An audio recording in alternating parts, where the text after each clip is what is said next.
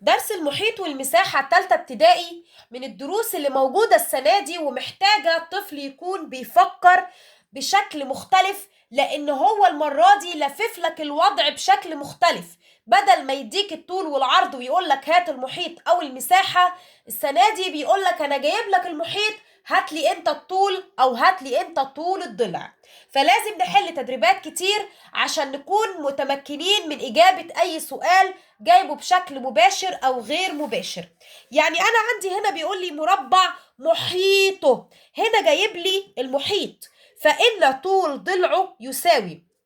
هنا زي ما قلت الوضع مختلف عن الترم اللي فات، بيقول لي ادي المحيط، هات انت طول الضلع. فهنا انا لازم اعرف القانون اللي بيقول لي المحيط لو موجود اجيب طول الضلع ازاي. فبقول له ان المحيط اللي مديهولي على 4 على يميس، ايوه، على 4 بيساوي 6 سنتي، وهو ده طول الضلع.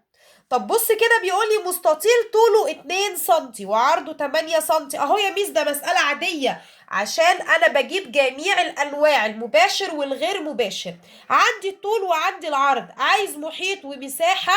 طبعا انا عارف القانون في المحيط بيقول الطول زائد العرض في 2، 10 في 2 ب20. اعمل الخطوات، ما تكتبلوش رقم 20 حتى لو انت فاهم، عشان المدرس يعرف ان انت طالب مجتهد وحافظ القانون، مش غششها من طالب جنبك.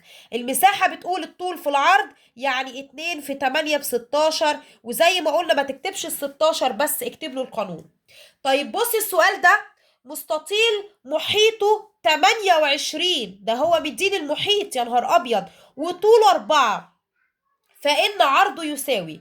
قلتها لأطفالي وغنيناها مع بعض كتير، لأن هي عاملة مشكلة لأطفال كتير قوي السنة دي. قلت له إيه؟ قلت له المربع لو محيطه موجود بقسم على 4. طب والمستطيل؟